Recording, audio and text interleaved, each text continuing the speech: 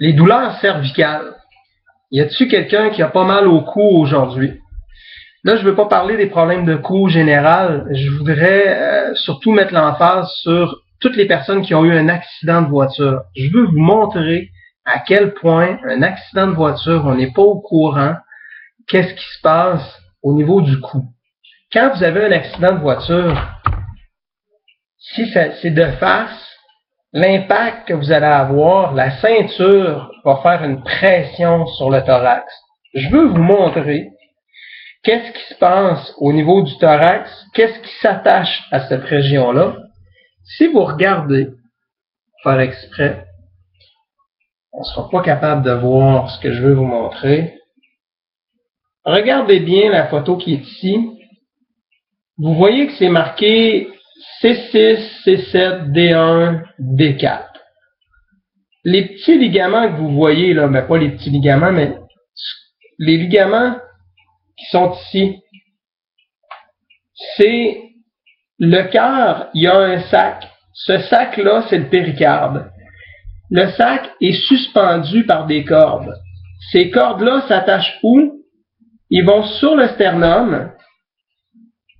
Ils vont au niveau des vertèbres cervicales qui partent de C6, C7 jusqu'à D4.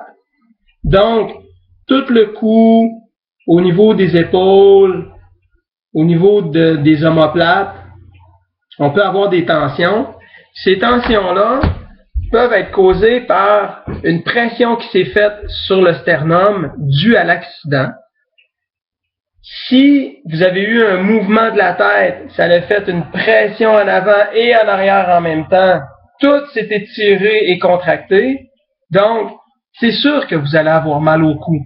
Je dis pas que c'est juste ça la problématique qui va se passer, mais ça fait du sens, puis j'avais jamais vu auparavant, si j'avais pas fait des formations supplémentaires en ostéopathie, que c'est ma première année, on est quand même 1 an sur 6 années d'études qu'il y a pour avoir le diplôme en ostéopathie. Le fameux muscle du cœur, son enveloppe, l'endroit où est-ce qu'il s'attache, imaginez, la corde est juste au niveau du cou, part du sternum, en ligne droite, puis qu'est-ce qu'elle fait? Elle tire par en avant la corde.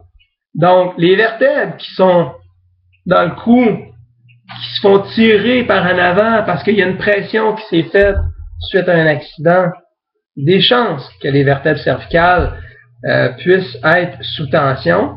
Puis, il y a des façons de traiter ce type de tension-là. C'est sûr qu'en chiropratie, ils vont faire des ajustements à force d'aller fesser dans l'articulation pour faire lâcher les tensions par rapport à l'ajustement qui va créer une libération neurologique parce que tout passe dans la colonne vertébrale. Après une dizaine ou une vingtaine de séances, probablement que tout va être correct à force de fesser dedans. C'est sûr qu'il va lâcher le muscle s'il est contracté.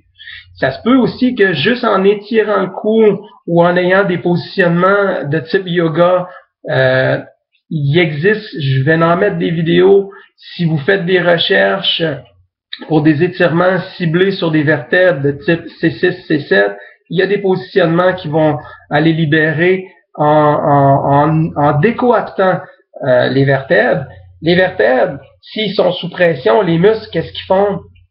Ils écrasent la structure. Donc, c'est sûr que les os vont frotter ensemble, puis il va se créer de la douleur et de l'inflammation de type nerveuse. Donc, cette vidéo était seulement pour vous ouvrir les yeux sur les fameux accidents, les impacts au niveau de la poitrine, tout ce que ça peut faire par rapport aux ligaments du péricarde qui s'insèrent sur les vertèbres cervicales et thoraciques. Donc, le travail va se faire autant au niveau de la mâchoire, parce que la pression que ça a faite, ça a créé un stress. Tout ce qui est le cou et la mâchoire va avoir eu des tensions suite à un incident ou des impacts. Ça peut être la boxe, ça peut être tout ce qui est d'impact. On parle du visage, la mâchoire, le cou, le thorax, va avoir un impact sur ces ligaments-là. C'est seulement un petit survol de toutes les problématiques que ça peut causer. C'est sûr qu'il y a d'autres facteurs, Mais juste ça, c'est déjà énorme quand on le sait, parce que on peut comprendre. Donc, on se voit pour une prochaine vidéo. Prenez le temps de repositionner votre cou pour créer un effet de relâchement sur ces tendons-là. Le truc, c'est de rentrer le menton, placer les doigts sur le menton, faites un étirement en auto-agrandissant tout le corps. Vous faites un positionnement de la tête pour créer un allongement vers le haut et en rentrant le menton pour vraiment créer un étirement entre les vertèbres. Les ligaments qui s'y attachent vont avoir un étirement de façon naturelle qui va probablement vous faire un grand bien. Si vous voulez mettre un petit facteur supplémentaire qui va aller décoacter encore plus les vertèbres, ouvrez la bouche. En même temps que vous ouvrez la bouche, rentrez le menton. Regardez en haut. Regardez en bas. Quand vous regardez en bas, essayez de regarder à l'intérieur de la bouche. Toujours la bouche ouverte. Maintenez le prolongement dans l'axe du corps. Et quand vous regardez en haut, vous essayez de regarder dans la calotte crânienne. Vous voulez voir votre cerveau en haut. Gardez la position quelques secondes.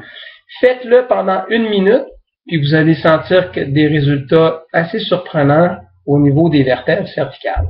Donc, bon exercice à vous et bon visionnement pour les prochaines vidéos à venir.